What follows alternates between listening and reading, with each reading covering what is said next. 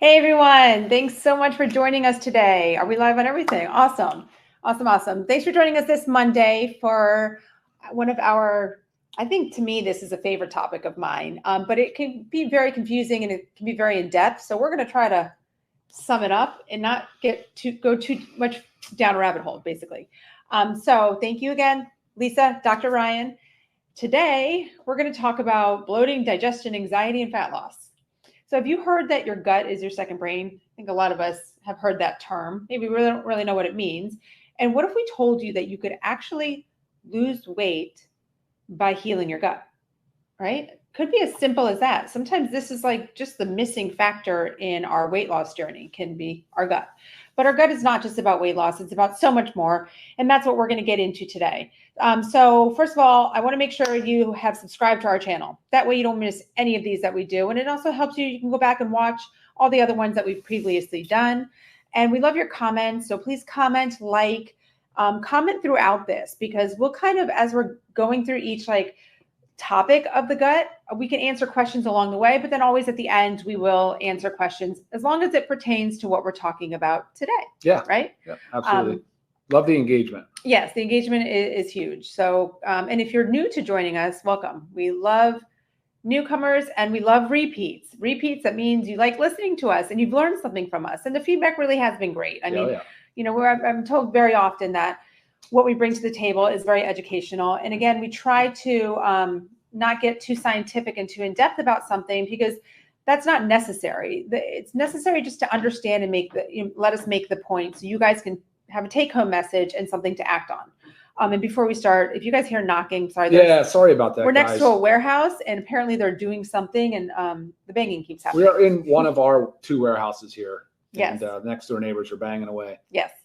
Okay, so today we're going to cover the science of the microbiome, how to decrease bloating and improve digestion, which most people think about when we're talking about the gut. Sure. The relationship between anxiety and the gut, so there's the brain connection there. How to achieve fat loss by focusing on the gut. What factors impact the gut microbiome, and then how to really fix and work on the gut microbiome, which will come into our introduction of our LiveGood probiotic gut support supplement that we just recently launched. Super excited about that. So first, let's just kind of dive into the science of the microbiome, because maybe you've heard microbiome, maybe you've just heard gut. Let's talk about it. So the gut microbiome, the gut microbiome refers to all the microbes. Okay, our bacteria, viruses, fungi in our intestines. And other stuff. Yes, but the main categories. Yeah. And they help us digest food. They support our immune system, our heart, and our brain health. So it's these microbes, what's going on in our gut affects so much of our entire body. So we have to understand that, the importance of it. So the gut microbiome begins to affect your body the moment you are born, the moment you enter this world. And as you grow, your gut microbiome diversifies, meaning it starts to get more in different kinds of microbial species.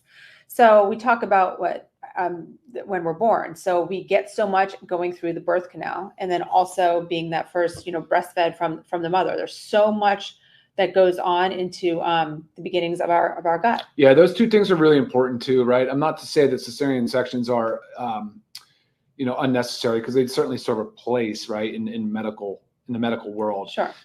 But if you have the choice, you absolutely want to go for a natural vaginal birth, and you absolutely want to breastfeed. Right.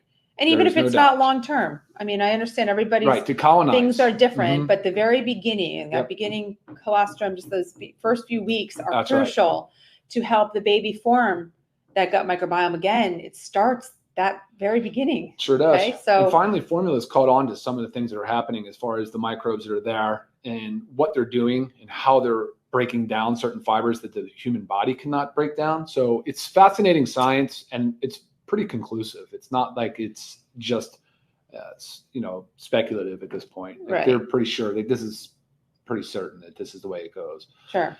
And just to give you a little fun fact of what's going on, there are more bacterial cells. There are more bacteria cells than in the human body than human cells. There are more bacteria cells than human cells. So it's pretty crazy. So we really need to pay attention to these, because you also have to think about it too. Like, not all bacteria are good. right? So it's a diverse microbiome, but also a well-balanced microbiome is our goal. Yeah. So again, it's very important for overall health to have a diverse and balanced microbiome. That is the number one goal for all parts of what's going on, whether we're discussing something about the brain, whether we're discussing the heart, the gut. It is extremely important to have a diverse and balanced microbiome. And you maybe have heard of the term dysbiosis. That's when we have an imbalance in our gut microbiome. So maybe there's more bad than good, or we just have too much of one kind and not enough of another. So we're unbalanced, right? I don't know. Do you have anything to elaborate on? Just kind of a little bit of the nitty gritty, the science behind it all. No, but accepting the fact that the microbiome is so unique, it's N of 1 to you. It depends on where you live. It depends on all of your lifestyle habits. It depends on the medications you take, but we'll talk about that a little bit later. Sure. But again, where you live, source local. Try to source local foods. Try to eat things that are as fresh as possible, that are ripe, that are high in phytonutrients and high in fiber. I mean, these are the things that we'll talk a little bit about today. But again, trying not to eat from things that are covered with barcodes, right? You don't want to eat too much processed food, and we'll talk about that today. But certainly, just you're going to cover so many of the bases of supporting the diverse microbiome just by choosing locally grown natural foods, right? Whole foods, right? So you think about, let's just think about our skin, for example. Is our skin is reflective of our skin health. Is like a lifetime of aging. So maybe we never. Wait, say that again. A lifetime of aging, like of sun exposure. So our skin, we're born. Oh, you're saying just as the skin. Right. We have our skin, and as we age, depending on what we do and did with our skin, right, sun exposure, diet, all that. Same thing goes with our gut. So like a lifetime of like poor diet and a bad lifestyle is really going to take toll on the gut. Now, it doesn't mean, the one cool thing about the gut is it's very adaptive. Like you can make changes to the gut pretty quickly. It doesn't mean that once they change, they're there. It's something you constantly always have to work on. But I don't want you to think of it something like you've constantly been eating poor your whole life and lack of exercise, poor everything. And then you've decided to make a change that, there's no turning back. You just have a lot of work to do. That's all. Were you trying to draw a parallel between, so you're just trying to use that skin as a metaphor, as an example of how the gut can also show signs of aging. Right, but we don't see our gut. We don't see our gut. See our skin. In the skin with excess sun and toxins. And okay, I got you. Yeah. I follow. Thanks. Very cool. Clearing that up. Yeah, no, 3 to 4 days actually would be about the timeline you could expect to see a change if you made a major adjustment to your gut. Or your food intake, or by supplementing with a probiotic, 3 to 4 days, and you can start to see significant changes. Which is awesome. And again, it doesn't always stay there. So you have to keep working. You can't just do it and stop.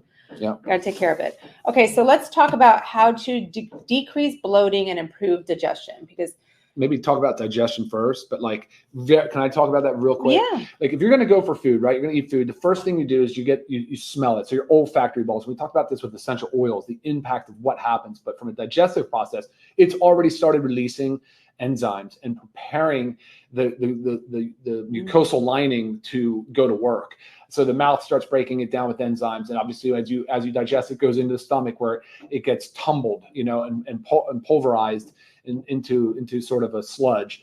At the same time, it's releasing all these enzymes. It's releasing all, of course, the microbes, the bacteria, the virus, the different things that are in there, the fungi. That all of this stuff's going to work to break down this food. And a lot of stuff's happening in the gut, but really most of your nutrients absorb in the small intestine. So this is the digestive process, right? And then by the time it reaches your large intestine, your colon, it absorbs back the water, and then you void through your rectum. But this whole process is such an important component to how we extract nutrients out of the foods we eat. And you'll hear that the bacteria, specifically the bacteria, play a giant role in this process. Right. So, and there's so many, I feel like you could probably relate to this, but there's so many of you that have been diagnosed with IBD, irritable bowel disorder, IBS, which falls under it, but it's basically a category of not necessarily knowing what's going on, but it's a category of symptoms that we get: bloating, gas, diarrhea, constipation, and it all starts with a disrupted microbiome. Sure. And but a lot of times, it's hard to know the root cause, like what is going on, unless you go through testing. You do stool samples, you get to test the microbes of what's going on in your gut. It's a hard thing to to treat. So it's just kind of lumped into like, these are your symptoms, you have IBD, okay? So really what's going on when a lot of the gas and bloating and poor digestion happens is our food is not being digested properly. It's being fermented in our gut. Exactly. We get overgrowth of bacteria. We get yeast. Exactly. And all of that going on will lead to the bloating and lead to the gas and discomfort. And I mean, I think there's nothing worse than a stomach ache. So right. You know, so right here, yes, bloating, please. I need help with that. So Lisa was saying, and exactly what Lisa said, a dysbiosis, the wrong balance of bacteria, different things going on, whether it's we'll talk about the causes that throw this dysbiosis into play here. But man, you get that food in there, and now a lot of it doesn't digest. Some of this stuff, the fibers that cannot get broken down by the human body, are now just in there fermenting, and they're putting off gas, and they're just, the bloating is a real problem, but it's a byproduct of what? Well, no, keep going. I'm going to say something example here. It's just a byproduct of poor digestion, right? Because of the lack of the dysbiosis. Sure. So think about when something in your fridge has been sitting there too long and it ferments, and like maybe say it's in a plastic container and it kind of bloats out, swells, and you open it, it explodes. I mean, that is what's going on in your gut. That is your bloating. There goes your gas. I mean, it's horrible. So a lot of people that have the IBD, IBS, have a different composition in their microbiome. They have less of the protective bacteria and more an abundance of the pathogenic bacteria. Yeah. So, it's just something that you need to work on, but you need to understand first, like why it's going on, because there are so many other things that can affect the gut. So sure. It gets confusing. Let's get through some of those. And I mean, I just want to just speak while I'm just saying this, like speaking from example, and always, like we talk about always finding the root cause. Yes. So a few years ago, I had all of a sudden out of nowhere irritable bowel syndrome. I couldn't figure out what was going on. I didn't change anything. Everything seems right. I went to the GI doctor, got checked out. Everything was totally fine. And I tried a low FODMAP diet.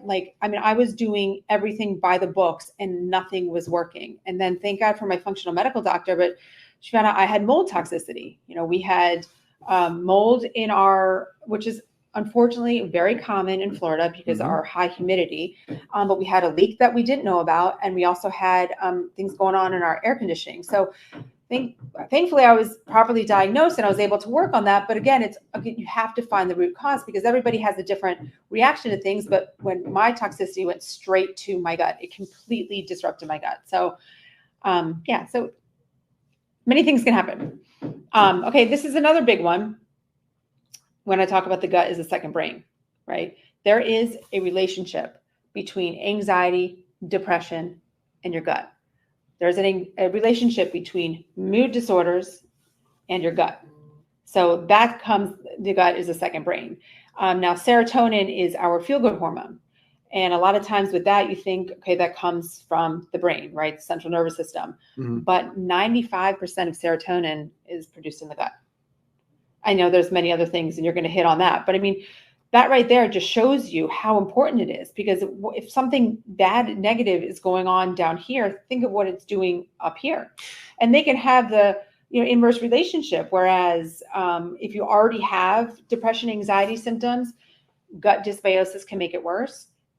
And gut dysbiosis without this can all of a sudden cause mood disorders, right? So, and a lot of this is like involved between the gut-brain axis. And I don't want to get too technical with that, but just knowing that the gut microbiome is made of trillions of microbes that interact with our nervous system. So an imbalance there contributes to that anxiety and depression. An inflamed gut, which is part of this.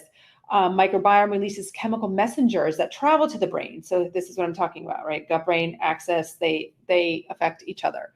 So we really need to, if we have things going on, stop just thinking like something's going on up here. Let's go down and address the gut. Let's see if we can maybe change our microbiome by adding in a supplement and taking care of our diet and working on our lifestyle, and see if improving our gut in turn improves our brain. So much in there. Yeah. Wow, and it's also huge. Like when you get nervous, right? They say that's like the butterflies in your stomach. I mean, there's not really butterflies in your stomach. Nothing's going on in your stomach, but it's like that whole connection there. I mean, it's for real. Yeah, and then chronic inflammation on the gut lining. So there's things that wear away, like the mucosal lining and the cilia, these little like finger-like feathers that help with absorption, increase surface area. But either way, there's like tight junctions that break down. You might have heard of things called like leaky gut or increased gut permeability. So just as some beneficial compounds get absorbed and can travel to the brain, like the short chain fatty acids, things like butyrate, some of these inflammatory mediators will do the same. They'll make it through the blood. They'll make it through the gut lining. They'll actually absorb and they'll make their way through the blood-brain barrier and into the brain. And so that's when they can have a lot of detrimental effects, of course. But when you talk about serotonin, you're not even just talking about being the feel-good hormone. You're talking about growth factors. You're talking about learning, memory. You're talking about sleep. There's all these different things that serotonin's involved in. And you're right, 95% of it is produced and stored in the gut lining. That's huge. But in today's society, this is the stuff that the pharmacist inside of me makes me a little bit crazy, because people would very much rather get prescribed like Lexapro or Prozac and take a medication, just one tablet a day, type of antidepressant medication, which is a SSRI, which is a serotonin selective reuptake inhibitor. So therefore increases the amount of serotonin in the synapses. So in the synaptic cleft. So therefore more serotonin to do more of the things that we think we're deficient in. Right. Think about this. So we're taking an SSRI to increase our serotonin, but only 5% of it is made in the brain, but most of our serotonin is produced and stored in our gut lining. So if we're taking the SSRI and we have never addressed our gut problems, we're just taking now a medication that also has other downstream effects, that has other drug-induced nutrient depletions, that has side effects like sexual dysfunction and different other issues.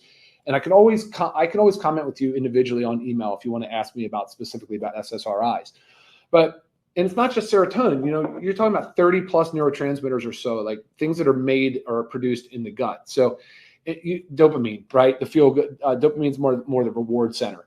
Norepinephrine. I mean, these are the three big ones that are played in the brain world as far as like depression and mood disorders. You need to say something. Right. Well, when you're just talking about dopamine, that's our feel good hormone. Reward center. So is that that's similar to say when we eat sugar? Correct. Yeah. We're eating sugar in our digestive system, but what does it do? It lights up. It lights up our brain centers, the reward center. Yeah. The reward. Yeah, and that's the problem with the food scientists today. Their job is to figure out ways to light up those centers, and it really is an addictive food behavior, which is kind of scary. And some of the studies I've read predating the development of this Gutsupport was food addiction and how probiotic and certain balances of microbes can actually not prevent, but like help you wean off and not become addicted to some of these foods, and maybe even catch it early enough to prevent it. Right. But I mean, so you're talking about those three big ones. Like there's other medications that go after the norepinephrine pathway, right? We just talked about SSRIs. There's other ones that go after norepinephrine. There's dopamine involved in this whole process. Guys, there's so many other important ones. There's glutamate. So glutamate is an excitatory neurotransmitter. And you'll see that we have glutamine in this product. Glutamine and glutamate are also precursors to the neurotransmitter. So they're really important in that process as well. They're also produced in the gut. GABA. You guys have heard of GABA ever? GABA is the inhibitory neurotransmitter. It plays a huge role in slowing us down and making sure that we have a balance and homeostasis. And of course, there you go. That's also plays a role produced in our gut too. So guys, like 30 plus neurotransmitters. I mean, no wonder why they're calling it the second brain. And this topic is so diverse and such a big issue. They're studying it like crazy now. So much literature out there. It's crazy. But when you know these basics, these are super basic things, right? But when you know these, then now you can really start to kind of, okay, this all makes kind of sense, But I will say it starts with food. Food is medicine. That's where it starts. This by itself won't fix all your problems. You take this and you still go to McDonald's once every single day and you still process food and you're just constantly drinking sodas and junk. Yeah, it's never going to get much better for you. Right. Very true. What do we have on next? Let's just hit up on fat loss. Fat loss and the gut. So maybe the barrier that you've been working on, you're doing everything right, but you're not really focusing on your gut as much and you're having trouble losing weight. I mean, there are several reasons for this. And it doesn't have to be your situation, but I just want you to think that there's the relationship. So an altered neurotransmitter production. So what's going on? We just talked about food the relationship. Yep. It makes us, addicted to food. This is exactly what Ryan was just hitting on. So if we're addicted to this food because of what's going on from the gut to the brain, we're eating more. We're consuming more calories. We're consuming more junk. The junk is therefore still screwing up the gut, the microbiota, leading to more and more dysbiosis, but we're still consuming more calories. That's the biggest thing, the caloric intake that is happening because of this altered neurotransmitter production. Increased inflammation, weight gain.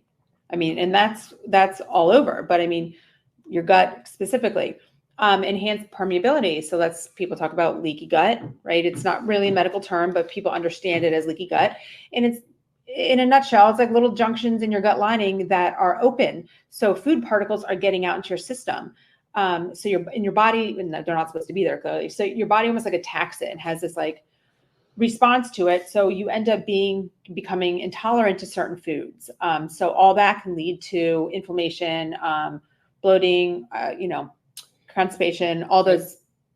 And recognizing that this isn't all just the job of the microbiota, right? This isn't just bacteria, yeast, mold, fungi. Like that's not it. It's enzymes as well. So we're going to talk about the enzymes and why we included enzymes, how many we included, for what reason.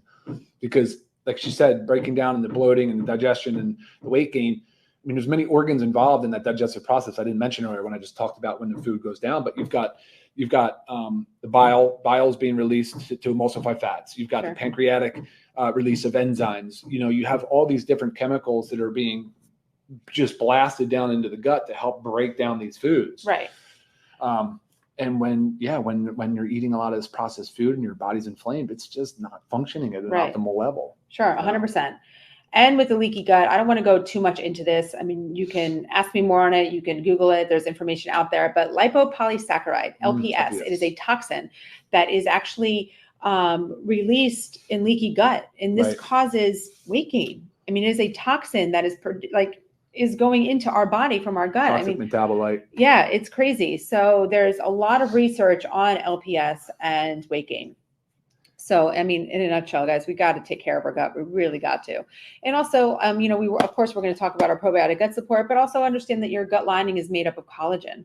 So we do have our collagen peptides that just, you just want to cover all your bases. I forgot that too. The colostrum. The colostrum too. Yeah, when I was talking about leaky gut earlier, guys, you're not going to get that just fixed on its own. It's a big thing you got to really focus on. But colostrum is beneficial. Yeah. Glutamine, which is in this product, is super beneficial. Yeah. There's a lot of healing and repair that goes into it. Exactly. The immunoglobulins that are in colostrum, the first milk postpartum, not to go off on that tangent, but I mean, if you look at our chocolate whey protein, so the whey isolate, you'll see colostrum in there as well. Mm-hmm. So yes, and they're taking they're doing these twin studies, these identical twin studies, and they're finding these. Obviously, the ones that they're finding for the study is when you have identical twins where one is obese and one is not, and they're testing the gut microbiome, and there's major differences. So it's showing that this is completely lifestyle driven. So the obese microbiome has been living a toxic lifestyle, and it shows in the gut. And obviously that contributes to the weight gain. It's all a vicious cycle. How are we doing? I was looking at the one from the question about SIBO. So yes, let's touch on that now. Just go ahead. Why not? Go ahead. Okay. So no, I was not. I did the test. You did the test. Okay. Yeah. So Kelly asked, what's your suggestion for someone with SIBO? This is small intestinal bacterial overgrowth. Yeah. And it is very true. Most probiotics make it worse. And that typically is like the first sign when a doctor's working with you, trying to figure out what's going on with you. You have all these digestive issues and they give you a probiotic and your symptoms get worse. Yep. That is a sign that you do have SIBO. SIBO is actually easily treated with a antibiotic. And this antibiotic is one that is just isolated in the gut. It goes directly to that bacteria. So it's not one that is reported to cause other issues. And we always want to say, avoid antibiotics at all costs, if you really can. But this is one that acts directly on that bacteria. So it's not known to get rid of all the other good bacteria. So my thoughts on it is get tested. See the doctor, get tested. And if you do have it, use the antibiotic to treat it. That was one of the things that I did when I was going through my mold toxicity, because I had to just rule everything out. And of course, I never thought mold. But I went to the SIBO and I couldn't believe it was negative because I was like, I needed an answer. Give me something. But yes, that's definitely get tested. And I mean, some doctors honestly might just say, if you have all the symptoms and then they give you a probiotic and your symptoms get worse, they might just treat you, without the test. But The test is like maybe $300. It's good to know. You want to get rid of this. Yeah, and then you got to remove, right? You got to remove by starting by removing, then you kind of replace by re-inoculating. So then you start supplementing back, but you're really focused on your foods more than anything. Yeah. So okay, cool. So what factors impact the gut microbiome? I'll breeze through these. Yeah. Most of them we've actually discussed in this, but okay, we said the diet is very important. Huge, number one. And even like a super high fat diet with your low quality fats and a low fiber diet disrupt the microbiome. So again, whole foods, vegetables, fruits, nuts, beans, whole grains, physical activity. Too much can disrupt the microbiome, and too little can disrupt the microbiome. So you want to find that happy balance of moving our body. Physical, yep, exactly. Dietary supplements. Okay, I'm saying things that impact, but dietary supplements will help the gut microbiome. Medications, PPIs. Proton pump inhibitors. You guys that are out there taking meds for your heartburn, watch out. You're altering the pH, which is a big component of the viability of most bacteria in the stomach. So the stomach should be super duper acidic, around 2. Proton pump inhibitor inhibits the pump of proton, the hydrogen ion, which is acidic. So we make hydrochloric acid, HCl, hydrochloric acid in our stomach lining for a reason.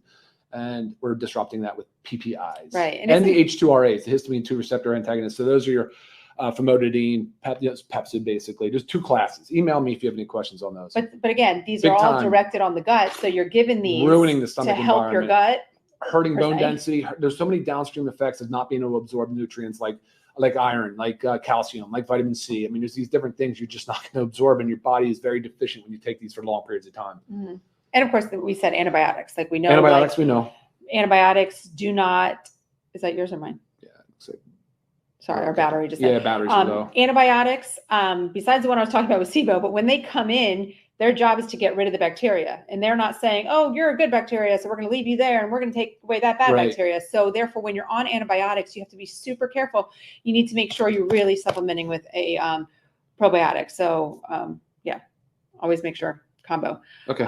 Certain cooking utensils, aluminums, things like that can affect our gut microbiome. Sweeteners, sucralose, aspartame, saccharin. Sucralose, guys. Artificial sweeteners are tough. Sucralose is still, aspartame you still see, but I think we all know, avoid that. Sucralose is still in a lot of things. It's a lot of supplements. Yeah. A lot of times when I'm getting a supplement to review and I look at it, I'm like, boom, number 1, sucralose. I don't need to look any further. It is an artificial sweetener that disrupts the microbiome. So if you read your labels. Stress, high stress. Yeah, high stress. High stress. But again, that also comes to like the high stress, depression, it's a nasty feedback loop for sure when you get stuck in it, but work on the food. Right. And we said C-section, birth, C-section, breastfeeding. We talked about that. Yep. So it's so important to really avoid what you can, work on what you can do. Take your supplements. What would you say to somebody like this right here, though? So massive bloating. Like, would you say to like food elimination? Where do you go with this? Do you do functional testing for SIBO? Because the traditional gastroenterologists aren't really going at the root cause. Yeah. They're just looking for something super obvious, right? And they're more likely to put you on a medication that can disrupt the microbiome further. So so this is where I go. Like, I really value functional medical doctors that look at that, search to find the root cause. And again, that's how my mold toxicity came up. But I would just start with the process of elimination of things. Elimination. I would do the SIBO test. Okay. Right. If you can afford these things, do what you can to check it off the list. You could also do a stool sample test. This is all done with functional medical doctors as well. They can see what balance of microbes you have in there, and they can really work on you to get rid of the bad. But again, it's a lot of what we're talking about. If you don't have the means for any of this, it's food. Seriously, you can spend less money by food prepping with locally sourced whole foods than you would buying lunches and dinners out. Trust me. True. Just go for the natural foods and start trying. Yes. Well, I was going to say, look up the low FODMAP diet. Now, it's a strict program, but you're not supposed to stay on it. This is supposed to help you take steps back and kind of figure out your triggers and what's going on. And sometimes it could just be you might have trouble breaking down certain foods. Like, I love vegetables. Vegetables hate me. Okay. Right. This is always going to be me. Sure. I've tried everything, and I feel so much better when I stick to like meats and fruits and stuff like that. Of course, I eat my vegetables. I just know, be careful. Yeah. So yeah, just process of elimination. But like Ryan said, start with food, look up the low FODMAP diet, and just take some steps back and see what really aggravates you. Okay, how do we fix the gut microbiome? And there we just talked about some of that. Yeah, so but you obviously know how much we focus on food, exercise, lifestyle alterations, reducing toxin loads, reducing smoking if you are smoking, minimizing the consumption of alcohol, some of the irritants, different things of that nature. But yes, gut support. Gut support is going to be the next obvious recommendation, right? I mean, which, by the way, I've been using it and absolutely loving this product. 2 capsules on an empty stomach every morning. Yes. Where are we? No, it was just giving, an example, but he's talking about how the bacteria in your mouth affects everything, huge, but there's also a major relationship between like the bacteria in your mouth and heart disease. So I'm sure your dentist has talked to you about that. So exactly. Yeah, there's lots of things that go on in our mouth first. Yeah, I like this, Patrick. Thank you, man. Yeah. So basically he was saying also like our toothbrushes, like we're putting like plastic crystals in our mouths and but they make ones that, made from bamboo BPA free for sure. Yeah. So good tip. Cause it starts in the mouth, guys. Telling you big time. Okay. So we're going to just jump right in right now. This is it. Okay. We're going to talk about our newest launch, our LiveGood probiotic gut support supplement. Let's do it.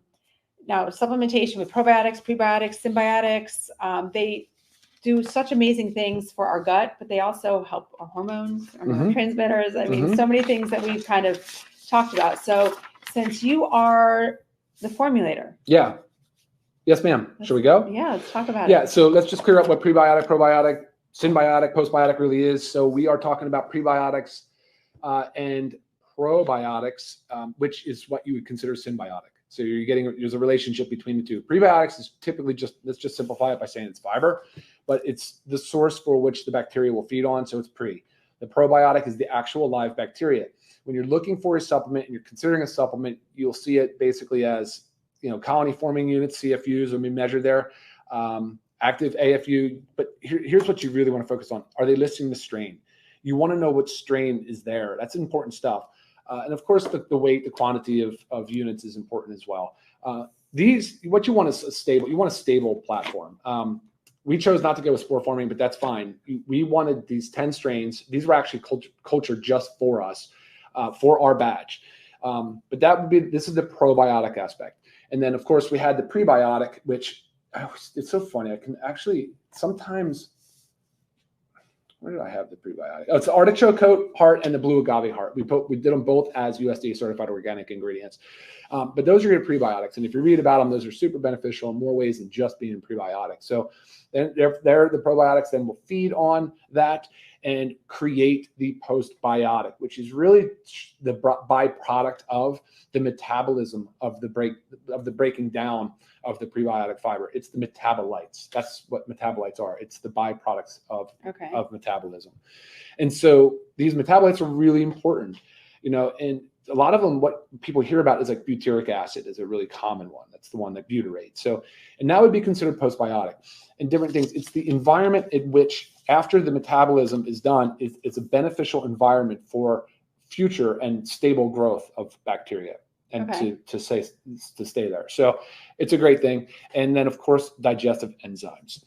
So if you look and listen to the way the digestive process works and you see how much enzyme is a part of this digestive system, you're like, oh my gosh. And then the literature that has been now coming out, there's like 2 studies and they both showed like significantly under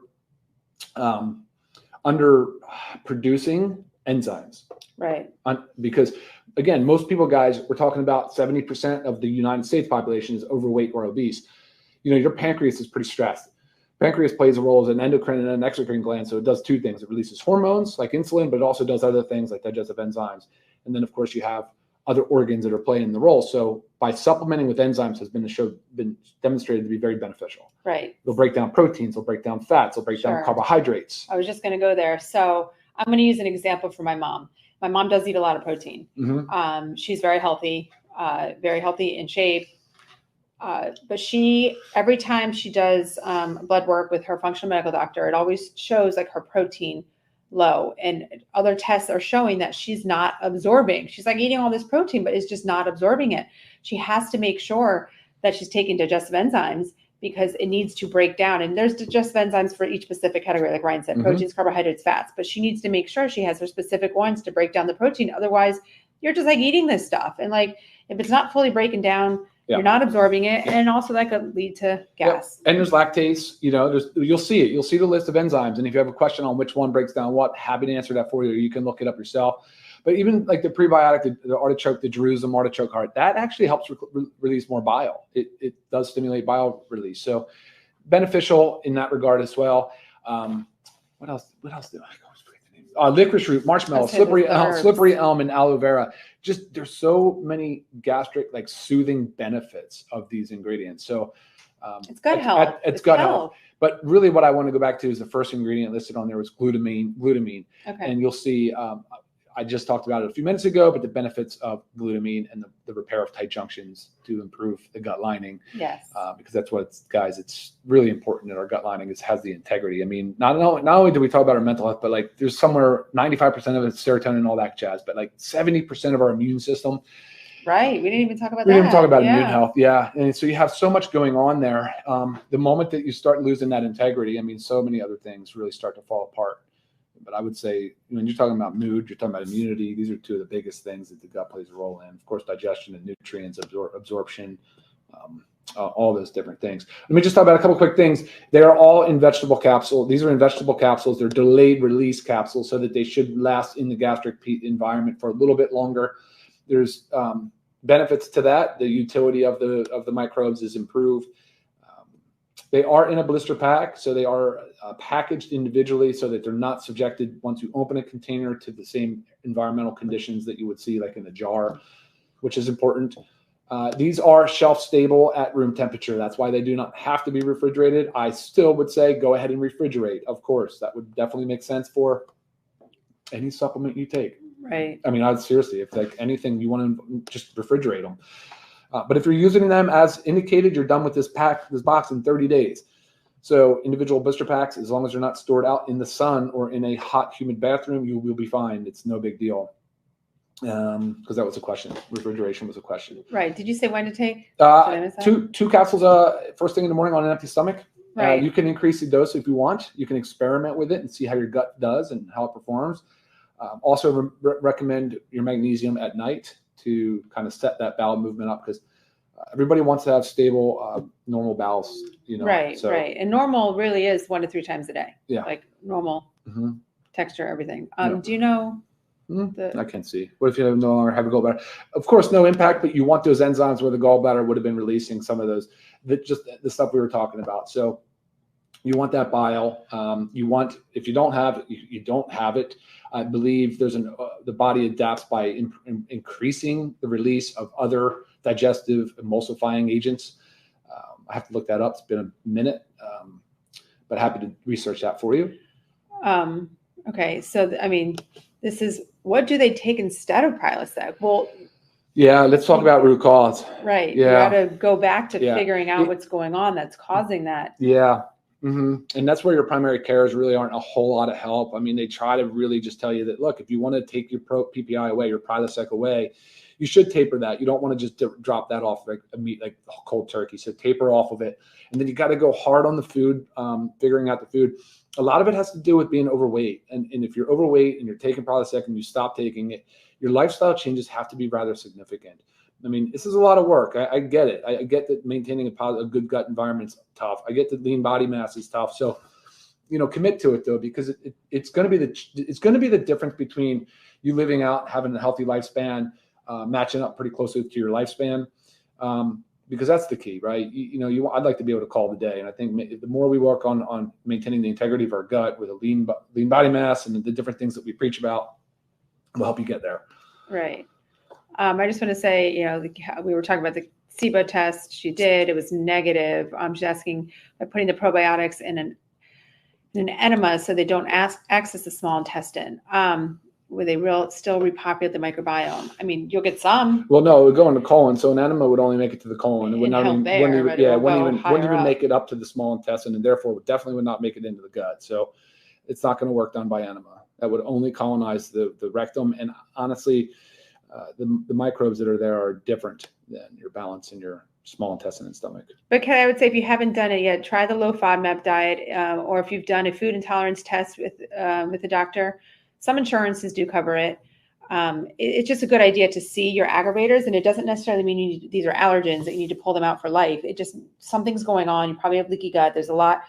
So avoiding all these things that your body is reacting to is going to help you take steps back to be able to heal your gut. So therefore you can reintroduce these foods. Here, I like this one. We need to address this. So you've used lean, women's hormonal, and now the probiotic, and still bloated. So I wouldn't think that the women's hormonal, the bloating you're referring to with hormone imbalances is different than the food digestive bloating referring to for the most part. Right. You know, the water retention is different. The whole thing is different. But I do think that lean is a great complement to this gut support, or vice versa, because lean does slow down the gastric transit time. Some of the studies with the GLP-1 agonists are showing benefits with the microbe and the microbiota. Something to do with the slower process, allowing, I'm not exactly sure how it works, but the lean product has GLP-1 agonist in there in the form of the hops extract, whereas the gut support can really help break down those foods that are going slower through the GI system. So great complement to one another. But again, Melanie, if you're listening, of course, I would do the things we're talking about to help figure out what your bloating issues are. Does yogurt help? I mean, anything probiotic, prebiotic that you can eat from Whole Foods? Just watch the sugars. 100%, yeah. Watch your flavored yogurts because the sugar content's huge. Does xylitol disrupt the microbiome? Well, we saw the benefits to it in the dental oral health, right. but I'm not so convinced that sugar alcohols would be. I mean, I know there was some benefit. There were some studies that showed benefit. I quite frankly don't know if there was any bias or any issue or. But I know that dentists always recommend orally, right? Because the xylitol helps with the oral bacteria. Can you take this? You can 100% take it with Super Greens. Yeah, the Super Greens, it has probiotics in it. It has gut health stuff in it, but that's not, I mean, that's not all what it is. And it's a minor amount of probiotics just to kind of help. I think, Judith, what is the name of the diet you mentioned? I think what you're referring to is the FODMAP. Low FODMAP, FODMAP. FODMAP.